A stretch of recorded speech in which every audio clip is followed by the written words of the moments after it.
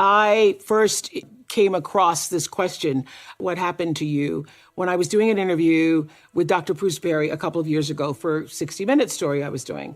Now, I've known Dr. Perry for over 30 years. I first started interviewing him in the early 90s, late 80s, early 90s on the Oprah show, when we were talking about raising children and how important it is those first 0 to 6 years. So I've been hearing about what it means to nurture and support the brain early on. It wasn't until that conversation a couple of years ago. I don't know whether, I think it's because of where I was in my life at the time. I opened a school in South Africa. I've had these wonderful, brilliant girls who come from traumatic backgrounds grow up and have really serious mental health issues. And I was trying to, at the time, figure out, what are we doing wrong at our school? Something's really wrong here. And in that interview with Dr. Perry, he said, you know, most people ask the question, when kids are not behaving the way you want them to behave, or what's wrong with them, we really should be asking about what's happened to you. It was like a major moment, like I got it in a way that I hadn't received it before. And I realized that it's not just for children that you ask that question, but it's really everybody. And that moment, Bruce, as I've said to you many times, Dr. Perry, changed the way I saw my relationships, how I saw my own life, how I interacted with people, and even in politics, where it was so crazy in the past 4 years, and everybody's always talking about what's wrong, what's wrong, what's wrong. I would always say, I wonder what happened to that person. I wonder what happened to them younger that caused them to be this way. So all of the labels that you just gave, Jay, there's a world of labels. There is, overachiever. There's, obsessive compulsive moms, soccer moms. There is the desire to, please people all the time. There's a multiple labels that refer back to what happened to us. And so I will just say this. One of the things that Bruce says in the book, each of us comes into the world with our own worldview. And that worldview is actually shaped from the crib. And you get from the world what you project into the world, and you project into the world what you were raised with and what you were raised around. So that's why what happened to you is the essential question. The younger the children are, the more influence you have, not only on who they become, but on what their brain becomes. Because if you're surrounded by chaos and dysfunction and loudness and disorder at a 0 to 2 months, it means the synapse in your brain doesn't form in the way that it does in children who have had that. And you are more likely for behavioral problems, health problems, all other problems in life, just because you didn't get what you needed from 0 to 2 months. That is what is so amazing. I thought trauma, prior to my conversations with Bruce in doing this book, I thought trauma had to be a big, gigantic experience. You had to go through a tsunami, literally, if not literally a tsunami-like crisis in your life. A fire, a hurricane, a tragedy, a car accident, a stabbing, somebody died.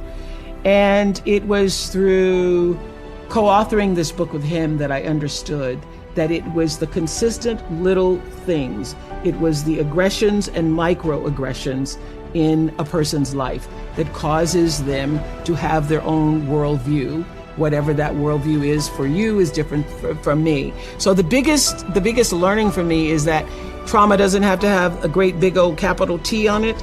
It's really how you were loved, and that neglect and trauma are hand in hand because both are equally as toxic. Over the years of interviewing people, it was my greatest classroom. I was always paying attention to what people were saying and paying attention to their lives. And what I understood and could articulate, not through science, but just through my own observation, is that, people are as dysfunctional, as unhappy, as disoriented in their lives based on how far they are from the center of themselves. And the center is where wholeness lies, as you know. And so where there is no center and there is no sense of wholeness and love for yourself, there's going to be disarray, chaos, confusion, and, dysfunction in your life. And I saw that over and over and over again, that people behave based on how they were loved and then how they were able to process that in a way to love other people. Well, you start with understanding that your cup being full is how you allow yourself to give to other people. You can't give what you don't have. You can't love if you haven't been loved. You don't even know how to begin to do that. So I think it begins with fundamentally understanding that you are worthy enough, you are valuable enough, you matter enough to give yourself the love that you deserve. And that starts by taking out time for yourself. So I have my own rhythm and pattern. I know that if I go 6 days and then by the 7th or 8th, don't give myself a break, that lots of other things give, that I'm not as alert, I'm not as attuned, I'm not as centered, I'm not as focused. So I know that is my limit. I cannot go beyond a certain amount of days. And for me, walking in nature is my solace. It is where I feel that I am one with all, and all being, all creation and, connected.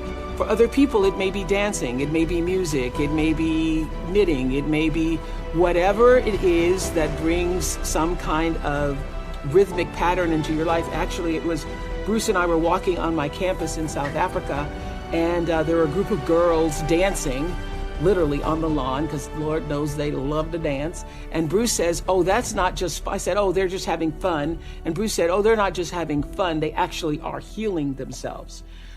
The rhythmic pattern, that's why when you've been in an argument with someone, or you're in the middle of an argument with somebody, if you just go and take a walk, or you go and turn on some music and you start dancing, if you just have some form of movement, you feel better. That's number one. Number two, one of the most important things, most important takeaways from what happened to you, I believe, is understanding how the brain works. And that diagram that's on page 26 or 27 about the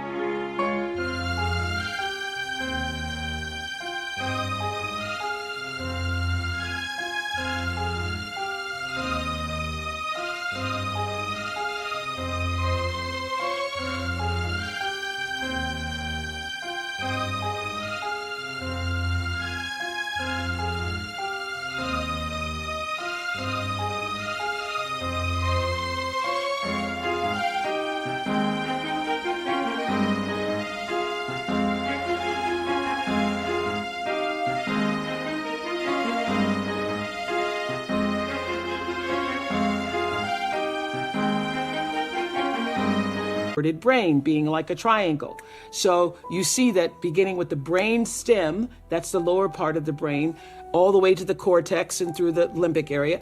You understand that. When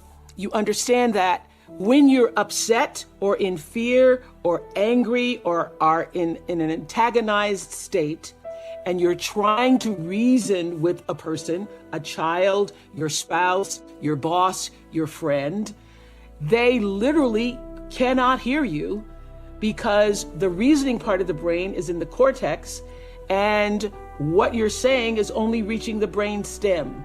So whenever somebody is dysregulated, which is what that is, being anxious and fearful and yelling and screaming, the thing to do is to calm yourself first.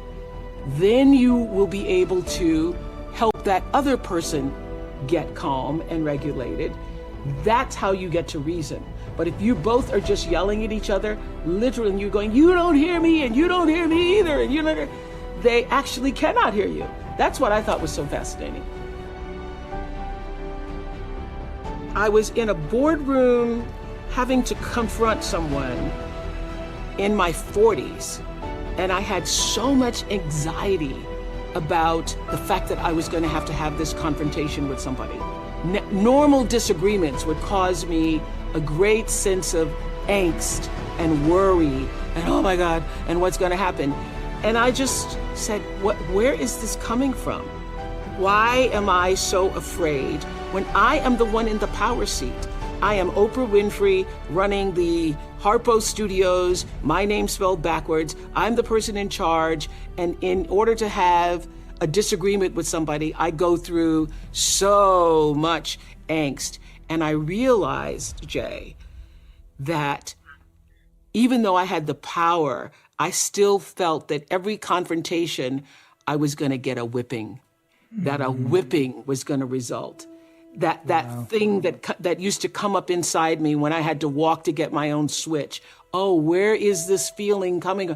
I'm feeling like in every confrontation, I'm going to get a whipping. And at the end of it, that person's going to be mad at me. And at the end of it, that person's going to say, you better not act like you're mad. You know, all the things that happened to me as a kid. So it wasn't until I was a full-grown adult.